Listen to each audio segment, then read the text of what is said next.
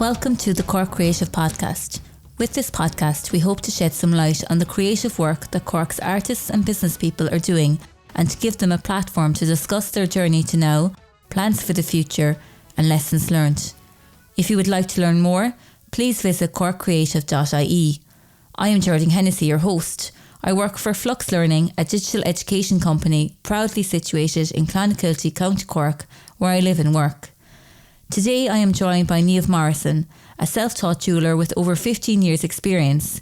Niamh is a big lover of her West Cork surroundings, and when she's not out enjoying it, she is using it as inspiration. Today we discuss the silver lining of an accident that spawned her jewellery business, her love for what she does and the material she uses, the continuous learning that she engages in, and using the challenges presented by a global pandemic to help move her business into the online world. You're very welcome to Cork Creative, Niamh. Thank you very much for having me. I'm looking forward to it. You're a self-taught producer. Can you tell us a little about how you got into making jewellery?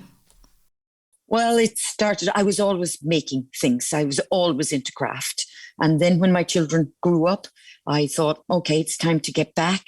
And I had a little bit of a misfortunate accident with a horse and ended up in intensive care for quite a while and hospital. And as luck would have it, I had ordered a book on jewellery. So my husband came in and said, sit down, read that, shut up. That's how it started, because he knows what I'm like. I'd always be running around the place. And I came out of hospital and that was it. I ran with it. It was a craft that just suited my personality down to the ground. And I haven't stopped since. And how did you decide to turn those skills that you'd learnt into a business? Well, after a short while, there was a friend of mine was running a market for charity, and she persuaded me to come. Now, I've got to say I was there going, oh my God, I can't come. I'd be useless, blah, blah, blah. But I went, and when customers came and started talking to me, well, I was on a roll. I so enjoyed myself, and I sold some pieces, which was wonderful. And it just gave me a buzz. It was the conversations with the customer, finding out what they liked, what they didn't like.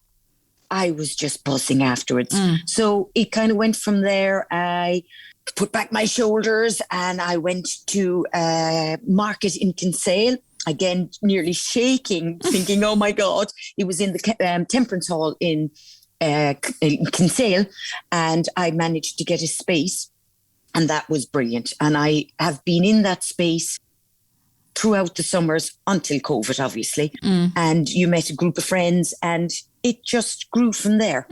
And the rest is history, really. How did the name HEN Jewellery come about? Oh, that was himself.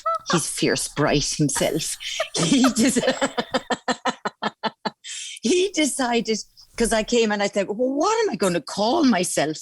So he said, hands, ears, neck, jewellery, HEN. And hen was born.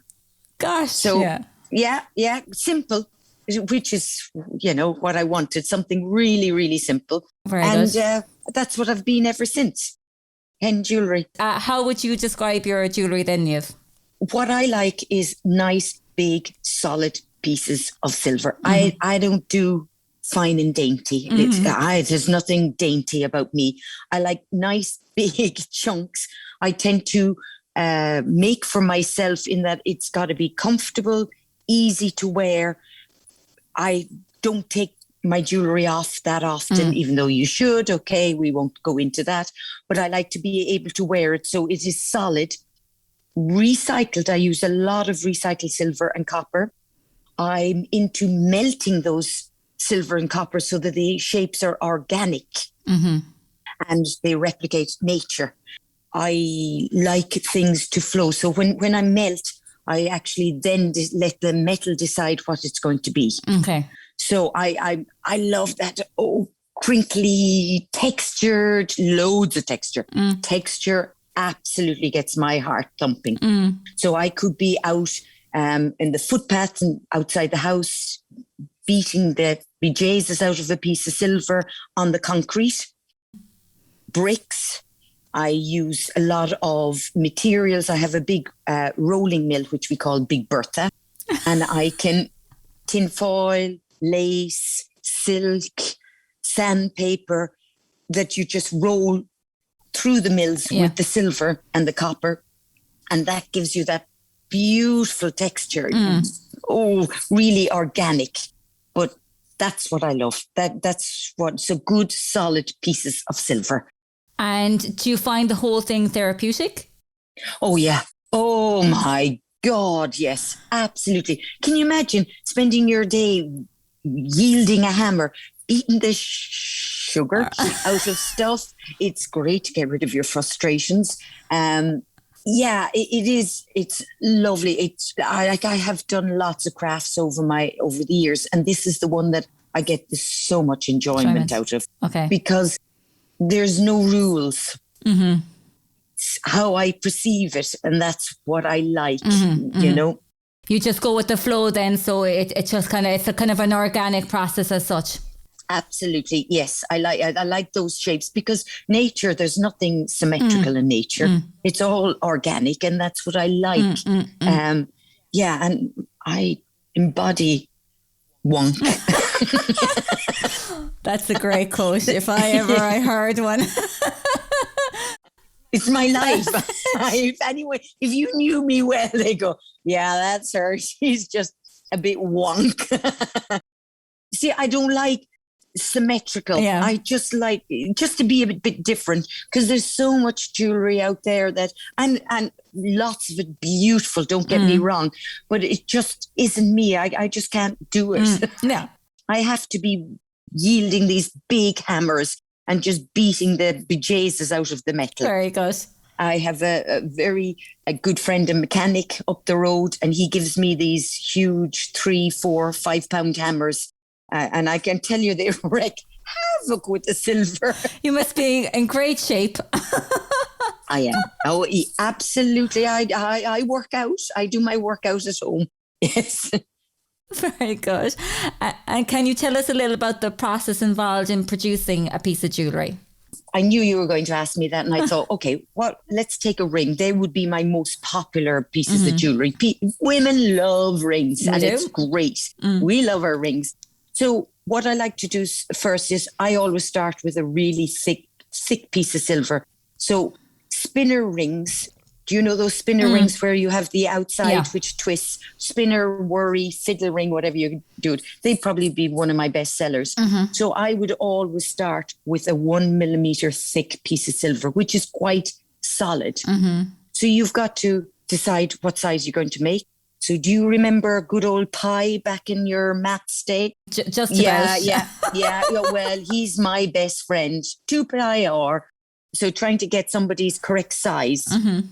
You know, let's face it, rings have to be comfortable and fit correctly.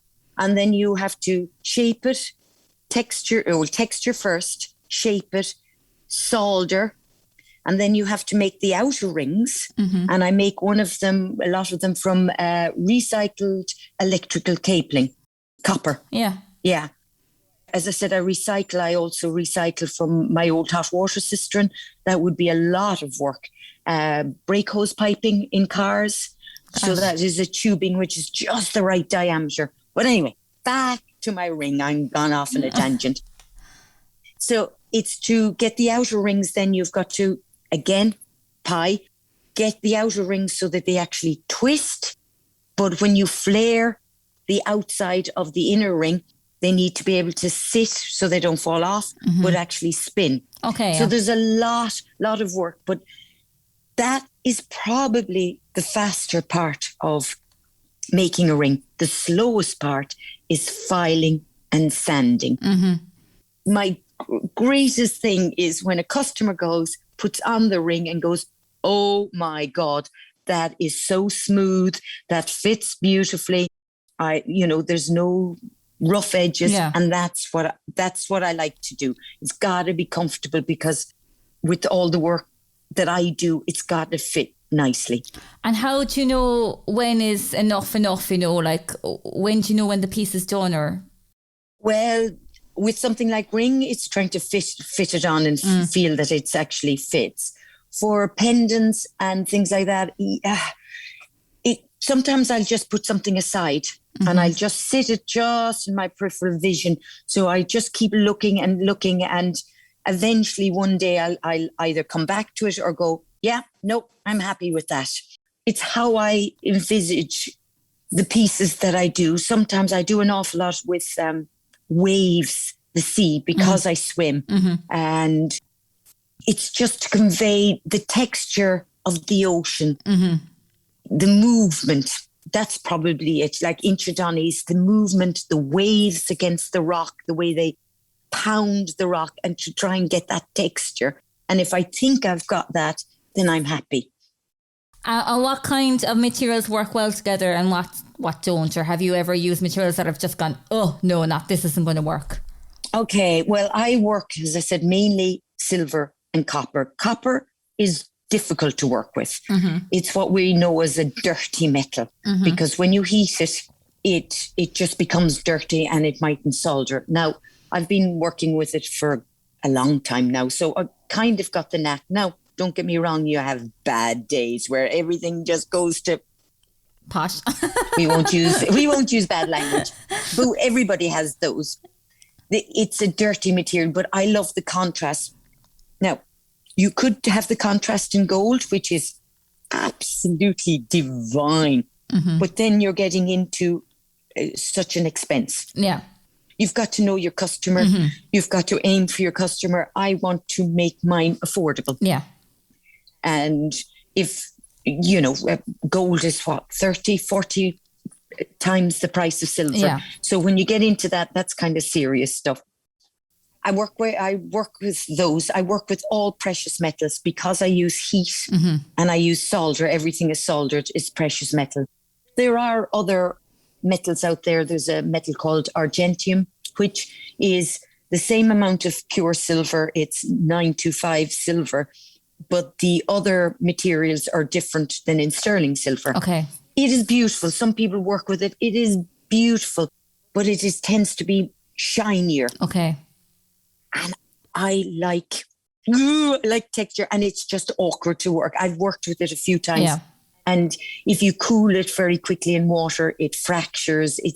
I just haven't given it the time. But then I decided, no, I love all that of the texture. Yeah. And I don't want that to be so shiny, because the sea isn't shiny. Life isn't shiny. So I just want to, so that for me doesn't work. And I don't work with anything that isn't precious metal. Okay, perfect. And what or who are your biggest influences? I know you were talking there about the sea. Like, would you find that would obviously influence you a lot in your jewellery? Well, nature, because I swim. If I'm not swimming, I'm walking the dogs. So I'm down at the beach 7 days a week. I also ride horses. Still. Yes, I spend years teaching and examining riding. So I have a horse, so I go down to the beach with him as well. But also, just when you're riding about, just walking about. The other day I was riding past some old farm. I mean, it was really fairly decrepit looking, it hadn't been lived in for years. But, I was just there looking, and there was a little lean-to, and there was a little window that was squiff off center. So they had this lovely lean-to and this window off. And I went, I'm going to make an earring where I'm going to put a piece of copper, and it's going to be squiff, and it's going to be, and it was just brilliant. Another one was I'm getting carried away now because I'm going to make this. It was a 5-bar gate that was falling apart. And then there was one piece that had fallen down across. And I thought, yep, I'm going to make 4 or 5 pieces of wire and a piece of copper going at a diagonal, because it just gets my brain going. It's just brilliant. Also, I'm lucky. With the COVID and all that, I became just more into Instagram, social media and that. And I have found some, I suppose you call them friends now, but they're American metalsmiths. And they're great for putting up little reels and little how to do things. it's amazing what you learn from them. And they've become, really, as I said, good friends. So I can actually send them a message and say, how do you do that? It's great. And they will come back. So it's great. So it gives me, some help in teaching and learning, because let's face it, every day is a school day. So it's a good mix of where you get your influences from. You just walking, as you say, like the everyday items obviously inspire you, and then you can go online and just also get influences from there. So it's a great mix of things that you do. It is. Well, when you see something, sometimes you mightn't be able to work out, okay, how do I incorporate that? How do I technically? So those people are great for the technicalities, because you mightn't be able to do it. But walking around, I mean, what isn't there to see in down at Inchydoney Beach? I mean, Red Strand, Long Strand, out in Gallyhead. I mean, it's just amazing. For me anyway. And I always think as well, when you get out and about, like, if you're in a car, you don't really see a whole lot, like, but if you, like, I often see that, like, I'd often go down for walks down towards the Gallyhead there, and it's just the different views that you see and the little things that you would completely miss from the inside of a car, Absolutely. And if you look down what you're walking on, it's amazing as well. Like, you can see different beautiful things when you least expect them. There might be this most beautiful view, a hedge view, but just a little gap in a hedgerow might be just give you that little idea or inspiration as well. Absolutely. And I always have my phone and camera with me. So I'll take a little shot and then bring it home, just so that I have it then. Has the onset of COVID been like difficult for you? Oh, of course. As you can hear, markets were my thing. So that's where you meet the customer. You get an idea of what they're looking for, because you get tons of feedback. Plus you get the buzz of somebody buying. So now to transfer that to more online has been, that has been tough. And it has been tough for everybody. At the beginning of COVID, the enterprise board, I went and did a website. That's been great. It's fantastic, but just actually learning then to promote it. I know. It's a whole new skill set, isn't it? Yeah. It is a whole new skill set that I am constantly learning, and it's constantly changing. But then to try and convey, I miss the feedback, that I miss the conversations, that is, so you're trying to do that through social media to see who your customer is, see what it is that they want. Because it's no good just making for yourself. At the end of the day, you do have to sell, and you want to know what they want. So that's been tough. Has it been difficult to try and get that feedback from, through the social media channels? What I have done is I've done a few virtual markets. It was brilliant, but it was tough. What I kept encouraging is, please give me comments. I'm doing a virtual market, but really I want you to help me to see what it is that you want. So that's what and I did. In fairness, people were very good. And I got, I love this, and will you do more of those, or will you do bigger earrings or shorter earrings? So I got a feel for what people wanted. So that was good. Also, I do a lot of reels on Instagram, showing process, showing shots, showing, not just selling. It's just, please, just what do you think? What do you think? Would you buy this? What is it that you like about it? What don't you like about it? And getting some feedback. So, but it's been tough. Yeah. It's just learning. It's learning how to do it. Yes. Do you think that COVID helped to kind of bring on that aspect, of your business, the more online? Has it helped you, kind of maybe gave you that kick that you mightn't have actually done without it?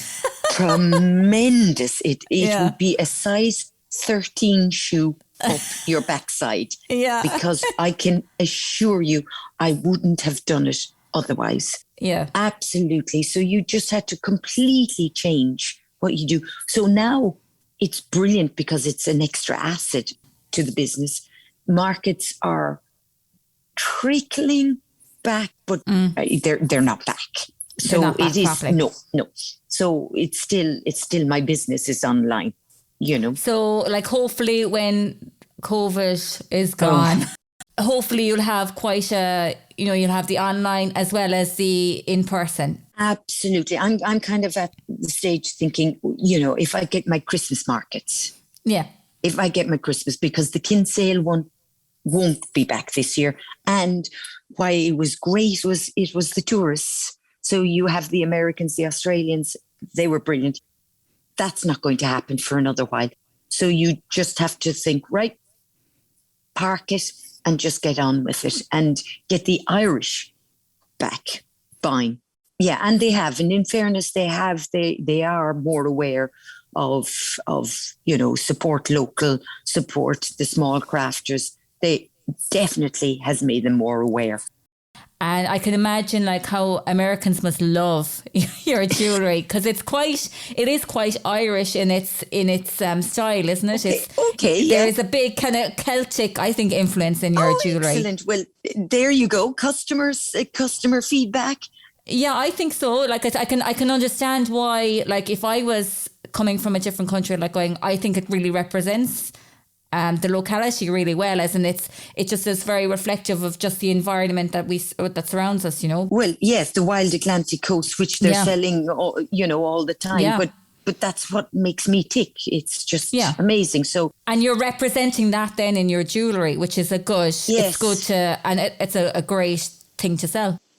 Absolutely. Well, they want to, you know, a lot of these tourists, they want something that they reminds them of their holiday, so that when they can get something representing the sea, which is what a lot of people see, and greenery is what and the mountains, that's what brought them here in the first place.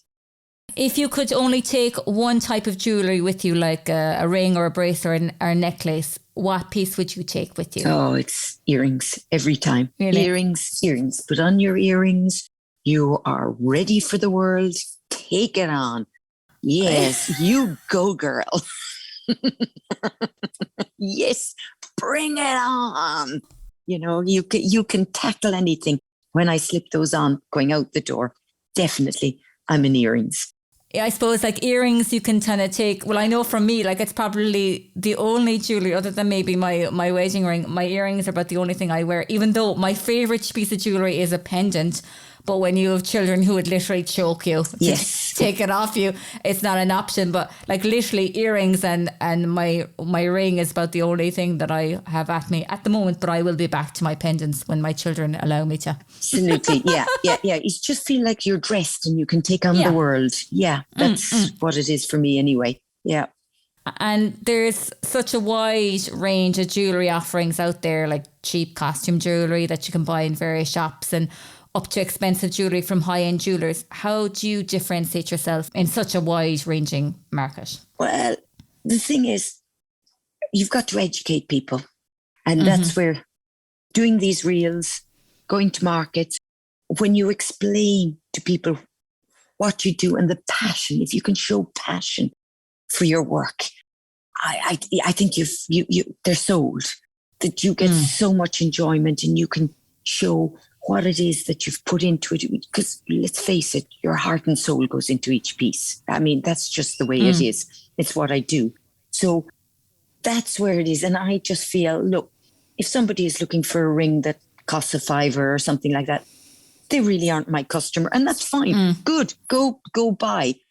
And again, the diamonds and the high-end pieces, that's not me. And there are some amazing artists out there. So they wouldn't be coming to me for that. I am for your good, solid chunk of silver. So I've just got to show as much as possible the love and care that's gone into me making, and then just fingers crossed that I find my tribe and, you know, they're happy to buy from me. That's all you can do. And if you enjoy what you're doing, hopefully you can convey that to the customer, who will know what it is that went into this piece and enjoy it as much as you've enjoyed making it. There's a lot of love, sweat and tears go into your jewellery. And cursing. Lots of cursing. Oh my God, you have no idea. And do you get like many burns and stuff? You were talking earlier about like soldering or... Well, I used to, not as much as I used to. Mainly not burning myself a burner, lots of other things. But it's to remember not to pick up the piece because you're going, oh God, that's lovely. Did that work? Did that fit? Did that stick? I think I'm getting wiser in my old age. So not as much. I think probably the most thing is the hammer.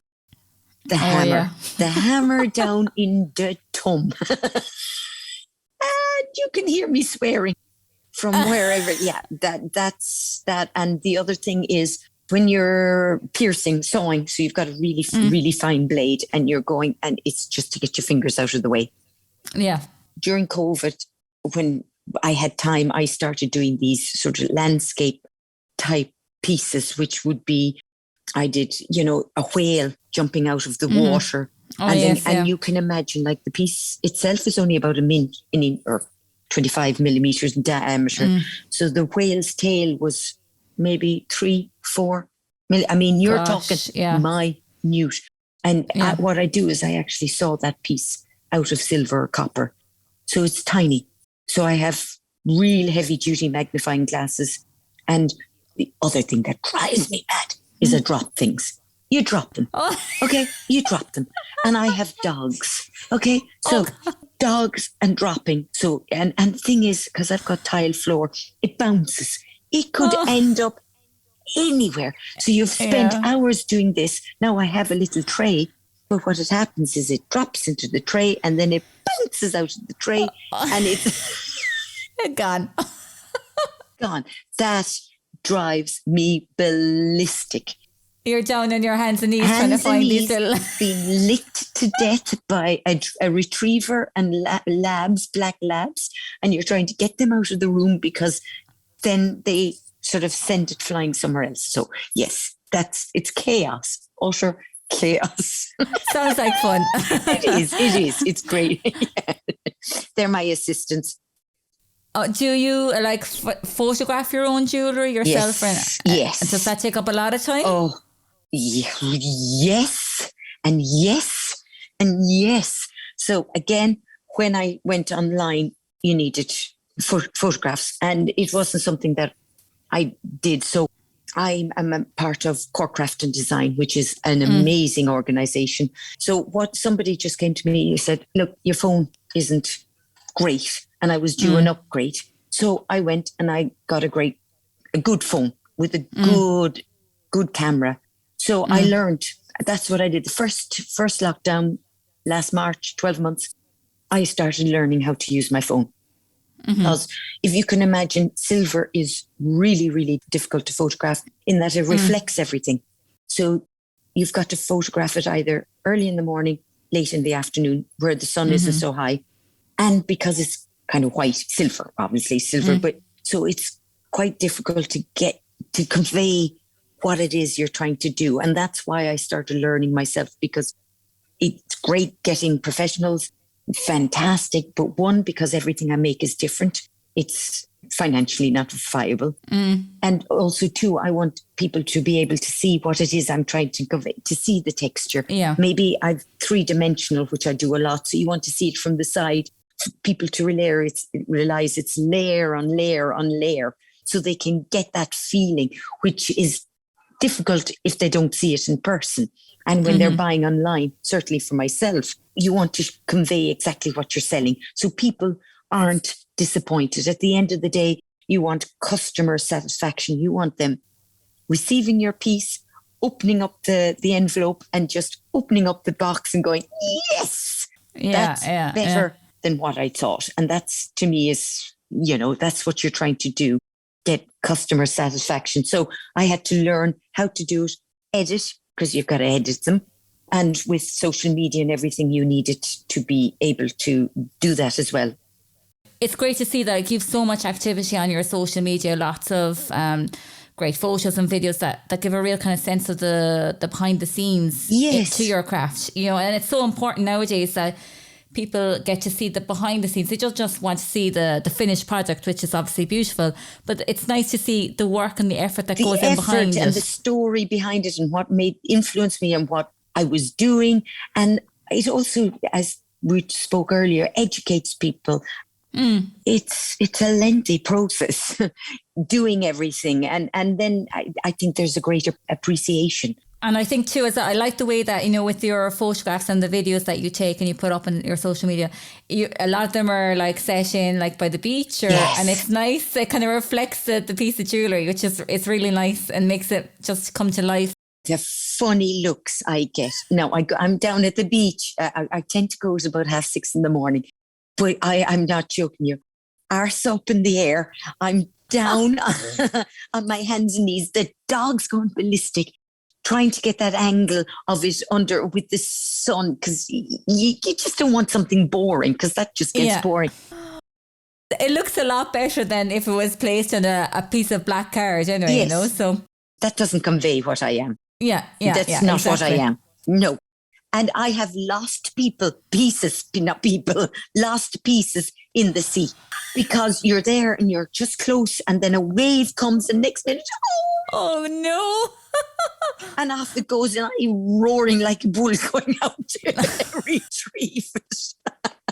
That would be a bit of a challenge, wouldn't it? Yes, it's fun. What are your biggest challenges? Getting my items of jewellery from the sea? The sea, because I like to do it on the rocks and to get the waves behind. Anyway. So what are your biggest challenges? Leading on to that next question. Yes, retrieving. My biggest challenges really is just learning. Mm-hmm. It's getting better. I want to be the best that I can be, and it is just trying to do that. Trying to work out in these day and ages is what people want, what the customer wants, what they like. Because you could go to a market and one day you sell all rings, and then you come back the following week and nobody's looking at a ring. So it's just ever changing, ever evolving. And just trying to educate and get out there what it is I'm about. And if you like me, brilliant, follow me. And that's brilliant. And if you're not, that's absolutely, if you're not my fan, that is fantastic. That's okay. There's plenty of people out there, plenty of jewelers. So it's just getting out there and ever-changing world and customer, and trying to find your customer, your tribe. And are there any peer groups and networks in Cork that you find particularly helpful? I know you touched on Cork Craft and Design have been fantastic. I kind of fell into them. I was at a Christmas market in Douglas, and weren't they just around the corner? They had a shop there in the shopping centre when they started out first. And there was somebody manning it, and I knew her from college back when.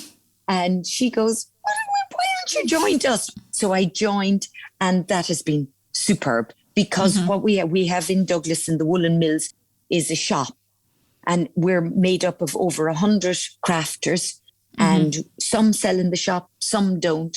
And because we have to give a day and a half a month to manning the shop, if you're in it, you meet other crafters, because they're always coming in, filling up the shelves, doing whatever. And I have learned so much, because they're all just single. Most of them are just one-off crafters, and they, you might be there going, where'd you get your business cards? I love your business cards. And they're so happy to help. And we run Cork Craft Month in August, and that's loads of workshops, lots of galleries, lots of exhibitions. So you're forever challenged, because, you've been asked to do these things. So that's good, because again, I'm always, you don't want to be in your comfort zone all the time. You've got to just be pushed a little bit. And we've started running markets again during the summer, one a month. And we'll probably do them at Christmas. And that's a lovely experience, because there's food, there's music, and then there are all crafters you're guaranteed it's made in Cork and County, and you can get to speak to the crafters. And it's just fun. It's just a support system, which is what you need, because most of us are on our own. It's an opportunity for like-minded people just to kind of get together. Absolutely. And it's amazing what you learn. Just silly little things that you mightn't have thought of. I had somebody asking me, I wear a mask. for protection for the lungs. And I had a potter and he was saying, God, I keep coughing. And I went, I have this mask. This is what you need to wear. You know, it's practical as well as technical skills that you learn from them. And more than anything, it's having a good giggle and a laugh. And, you know, you're not alone. That I just love it. They would be my biggest support. And then the other people that who are friends on Instagram who give you comments and feedback, because remember, I thrive on feedback from my potential customers. I just love it. So I'm always trying to say, please, just, you know, tell me, you know, it's not all about selling. It's not for me. And I'm sure it's not for a lot. It's all about, you know, educating yourself as well. So. Which piece of technology or software can you not live without? Is it your phone? iPad. Yeah. The one thing that came out of COVID, which I really kind of liked, is a lot of courses now have gone online. So I can now pick and choose. So I want to be constantly learning. So you can do these courses now online. Fantastic, brilliant. Isn't it? Yeah. And taking phone now, my phone, I suppose I take photographs, but because I'm getting a little bit older, I need a bigger screen. So I can then, everything transfers onto my iPad from my phone. So then I can do all my editing, do my courses, do my Instagram. So I can, you know, YouTube. I mean, my God, the list is endless. So it's just the slightly bigger screen. Yeah. Yes. The world has become a lot smaller in terms of being able to do these things, but you still need the bigger screen to be able to see things properly. I need this bigger screen because I'm as blind as a bat. You should see me when I'm working. I have my reading glasses. I have the everyday magnifying glasses. And then when I can't see a bloody thing kind of glasses that are on the top of my head, which is super, super strong because they're my blind glasses. And then, I mean, you're too young, but when you put down a pair of glasses, I mean, it's bad enough losing one pair of glasses, but when you have three pairs of glasses, it is a disaster. No, that's not good. Not good. What are your plans for the next year coming up now? What you up to do? Next year, more online. I did a course there recently on, it's called HEN. I think I'm pronouncing it correctly. And what that is, as I spoke earlier, gold is so expensive. But you can get a gold foil, which is so thin. But you can add it to your pieces. It's a whole process, but it fuses to the silver. So you've got a bit of gold without the huge expense of solid gold. Solid gold. So I did a course there, I don't know, March, April time. And I'm going to follow on from that from a more advanced course because I just loved it. So I've started incorporating that. So even though it'd be a little bit more expensive, it's nowhere near, you know. So I really enjoyed that. And I want to do more on etching and other courses. I do etching, love etching, but just to be more advanced in that. That's really is, and just getting better. That's just improving the whole time. So it's a continuous kind of learning, isn't it? Continuous. I mean, the scope is endless. So sometimes I feel, you know, I have to sort of sit back and say, okay, you can't be good at everything. What is it that attracts you to what you do? And then focusing on those that I really do have to, because I'm a bit of a scatterbox and I'm there. Oh my God, look at that. I want that. Oh, I want to be good at that.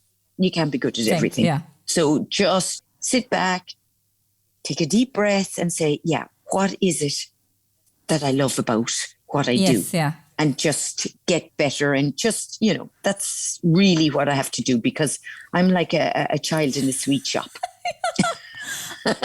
I suppose like there's so much out there that can be learnt and it's probably like you're probably like going, oh, I want to be able to do this, I want to be able to do that, but it's probably just to hone you in so that you can just focus on this thing first and then maybe move on. But I can imagine it must be very exciting. Like you just want to be able. It is. It's you just see something that somebody's done and you go, oh my God. But then you have to realize, well, there's a lot of processes. So every time you do something and every time you learn, you can just start expanding what you do, but at the same time, not going crazy, because otherwise it's like a whole new thing that you have to learn. And then you have to buy more tools, which is a real hardship. Not. I'm addicted to tools. So addicted. I mean, imagine having a fetish for hammers. I mean, really.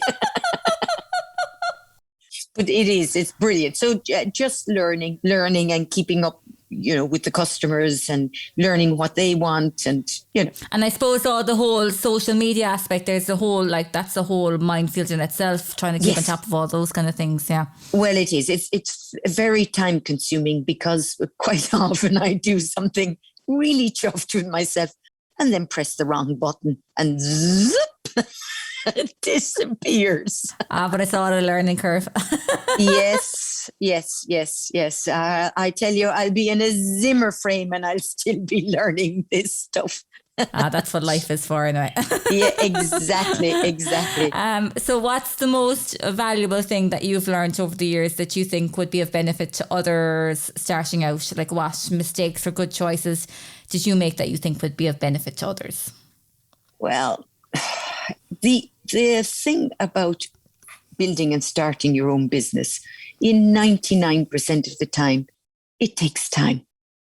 Patience, not something I have huge amounts. So I think it's being realistic. Don't be hard on yourself. It's not going to happen overnight. Learn, continually learn. You've got to make sure you enjoy it. Number one, do you like what you do? You hear so many people in jobs that they hate. And to be there must be just soul destroying. So if you like something and you enjoy doing it, that's half the battle. Take your time. There will be so many ups and downs, so many things that you kind of go, oh my God, am I ever going to get there? But you've got to believe in yourself and have a support system.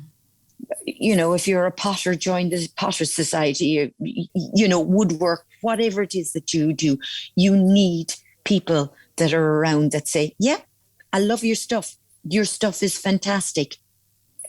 Keep at it. But it does take time, and it's no use saying that it's going to happen overnight. And you've got to be prepared for that, whether you can keep on your job part-time while you build up.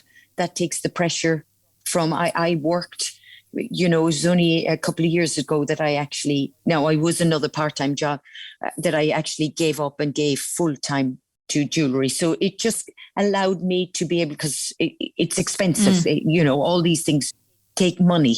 So it allowed me to be able to buy the tools, be able to get started without being broke. So at the end of the day, there are bills to pay. It obviously takes the pressure off then as well, I suppose. People, if they maybe have something like a part-time job or still do your full-time job whilst you're getting your business up off the ground, Yes. Yeah. I think most people, you find that most people I've spoken to in Cork Craft and Design, they just started slowly. And as it progressed, then they either went to part-time and then eventually it is all consuming. That's some good advice, Niamh. These things do take time, and it's so important to believe in yourself and what you're doing and to have a good support system in place. Thanks, Niamh, for taking part in our podcast. If you want to learn more about Niamh and her work, you can find more information and web links on the Cork Creative website.